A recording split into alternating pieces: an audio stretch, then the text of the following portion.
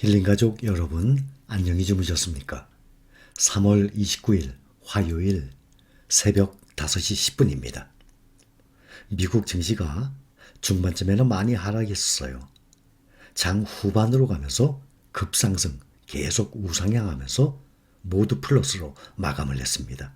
다우 0.27% 상승해서 34,955, 곧 35,000 넘어가겠네요. 나스닥이 1.31% 상승했습니다. 가장 많이 상승했어요. 기술주 14,354.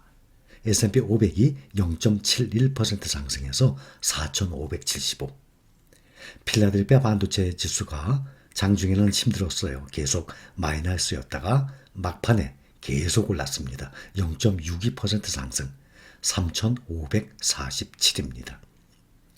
3월 14일 그러면 2주 전이에요. 거래일로 따지면 토요일, 일요일 빼고 10거래일째예요. 10거래일 전에, 그러니까 거래일 빼고 10일 전에 S&P 500이 9.6% 상승했어요. 3월 14일, 지지난주 월요일, 그날이 바닥이었습니다. 앞으로 또 새로운 더 밑으로 바닥으로 하락할지는 모르겠지만 현재로서는 바닥을 찍고 3월 14일 그 이후로 계속 상승을 해서 S&P 500이 현재 9.6% 상승했어요. 나스닥이 14.1%, 필라델피아 반도체 지수 가장 많이 올랐어요. 16.4%. 10거래일 만에 10% 이상씩이나 급상승을 했습니다. 이러기 때문에 바닥이 어딜지 모르기 때문에 주식을 들고 있어야 급상승할 때 그 수익을 볼 수 있어요. 반면에 코스피 지수는 3월 14일, 3월 15일 바로 다음 날이 바닥이었는데 4% 상승했어요. 차이가 많이 나죠. 한 필라델피아 반도체에 비하면 4분의 1 정도.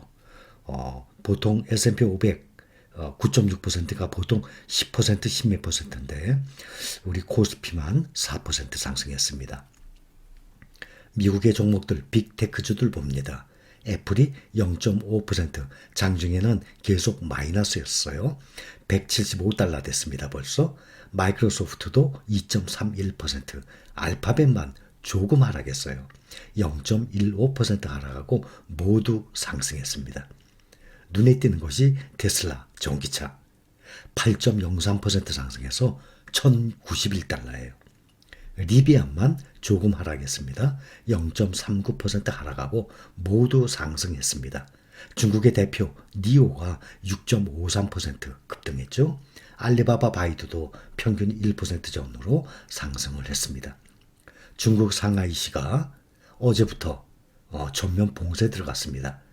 그래서 테슬라 상하이 공장이 4일간 중단이 됐는데도, 공장 가동이 중단이 됐는데도 불구하고 주식 분할을 발표했는데 2020년 재작년이에요. 2020년 8월에 5대1로 분할을 했거든요. 그때 2,000달러가 넘어갔어요. 5대1로 분할을 했는데 이번에 또 분할할 거라고 발표 나왔어요. 2년 전에 애플도 4대1로 분할했었거든요. 분할하게 되면 주가가, 주당 단위 주가가 싸지니까 구글, 그러니까 알파벳, 또 뭐 아마존 다들 이제 액면 분할할 겁니다. 그렇게 되면 한 주당 주가가 싸지니까 그만큼 매수하기 쉽겠죠. 대표적으로 삼성전자가 몇백만 원씩 하던 거를 50대 1로 액면 분할해서 주당 5만 4천원으로 다시 시작을 했지 않습니까? 엔비디아는 오늘 1.9% 상승했어요. 282달러. 3월 14일 지난주 월요일이 다들 저점이었거든요. 그때 엔비디아가 213달러였어요. 근데 10거래일 만에 지금 282달러로 32% 상승했어요. 10거래일 만에 32%. 테슬라는 766달러였어요. 3월 14일이. 그때에 비하면 지금 1091달러. 42.5% 상승했어요. 10거래일 만에. 그러니 이렇게 테슬라, 엔비디아, 뭐 애플 이런 빅테크주들 급락을 하죠. 이런 여러 가지 이슈로 성장의 문제가 있고 매출의 문제가 있어서 떨어진다고 몰라도 이러한 다른 전쟁이라든지 금리 인상 문제라든지 요즘에 이슈 알고들 계시죠? 그런 걸로 떨어지게 되면 이렇게 떨어지게 되면 기회예요. 다시 10일 만에 30% 40%나 상승을 하지 않습니까? TSMC 0.37% 하락했어요. 또 ASML 이러한 개별 종목들 국내 투자자분들이 많이 매수하고 계십니다. ASML은 1.09% 상승, AMD 0.48% 상승, 마이크론이 가장 많이 올랐습니다. 2.25% 상승을 했어요. 거의 모든 종목들이 다 상승을 했습니다. 오늘 주식시장에서 중요 이슈 항상 이 금리 문제예요. 또 러시아 우크라이나 이 리스크 문제입니다. 거기다가 어제부터 중국의 또 봉쇄 조치 계속하고 있습니다. 또 국채금리 움직임도 보고 있습니다. 국제 유가가 급락을 했어요. 그러면서 시장의 상승을 또 지지를 해줬습니다. 유가 급락은 중국 상하이가 코로나 확산을 막기 위해서 일부 봉쇄에 들어갔다는 소식 때문에 수요에 대한 우려가 작용을 했습니다. 5월물 서울 텍사스산 원유 WTI 가격이 어제보다 7%나 급락을 했어요. 그래서 배럴당 105달러, 105.96, 약 106달러 거래를 마쳤습니다. 이 가격은 종가 기준으로 3월 18일, 지지난주 3월 18일 이후 가장 낮은 수치예요. 다만 이제 미국 국채 일부 장단기 금리가 있어요. 그게 역전 현상이 발생을 해서 경기 침체 전망에 빨간불이 켜졌다라고 나와 있습니다. 금리 역전 현상은 경기 침체를 경고하는 것으로 해석을 하고 있거든요. 연준의 공격 진축에 따라서 침체 우려를 좀 반영하고 있는데 미국 10년물 국채금리가 장중에 2.557%까지 뛰었었습니다. 또 통화정책이 아주 민감한 2년물 국채금리 그걸 보는데 장중에 2.414%까지 치솟아서 거의 비슷하게 올라가고 있는 상황이에요. 지금 이 수익률 곡선이 아주 평평한 상태로 가고 있습니다. 또 장중에 30년물하고 5년물 금리가 한때 역전되기도 했었습니다. 이런 경우가 흔치가 않거든요. 그런데도 불구하고 뉴욕 증시가 좀처럼 꺾이지 않고 오히려 계속 우상향을 하면서 마감했습니다. 큰 폭 상승은 아니지만 각종 악재에도 굳건히 버티고 있어요. 미국 증시가. 미국 주식 외에는 투자 대안이 마땅치 않다는 그 심리, 이것이 가장 큰 것이에요. 세계적으로 보면 우리나라 사람들만 생각하는 게 아니죠. 전 세계 사람들이 생각하는 거예요. 주식시장, 요즘에 이렇게 힘든 주식시장 중에서도 어디가 가장 안전할까? 결국에는 미국 주식 외에는 투자 제한이 없다라고들 생각하는 것입니다. 공포지수 VIX 근래 주가 하락 시에 20을 계속 넘었었는데 오늘 처음으로 20 아래로 하락을 했습니다. 오늘 5.67%나 하락해서 19.63으로 떨어졌습니다.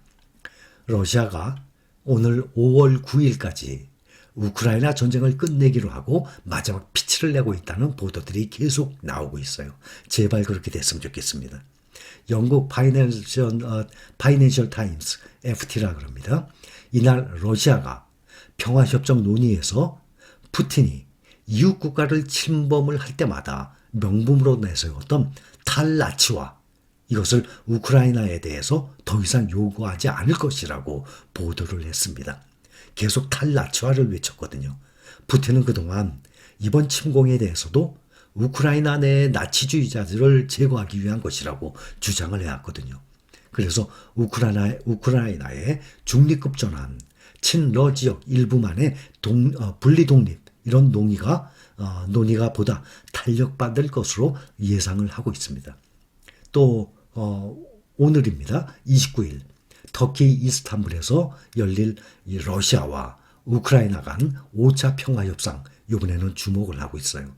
젤렌스키 우크라이나 대통령이 친러 분리주의 반군 세력이 장악한 동부 쪽에 돈바스 지역을 놓고 러시아와 타협할 용의가 있다라고 처음으로 얘기했어요. 그동안은 이 땅 문제만큼은 돈바스 지역 이거는 우리가 양보할 수 없다 했었는데 돈바스 지역을 놓고 러시아와 타협을 할 용의가 있다고 말을 했습니다. 러시아군 사이에서 우크라이나 전쟁을 5월 9일까지 반드시 마쳐야 한다는 푸틴의 명령이 하달됐다고 나오고 있습니다. 5월 9일은 러시아가 2차 세계대전 당시 독일 나치와 싸워서 승리한 것을 기념하는 날이에요. 러시아에서는 가장 큰 국경일 중에 하나입니다. 해마다 5월 9일에 수도 모스크바에서 대규모 군사 퍼레이드 이런 행사를 계속 진행을 해왔었습니다.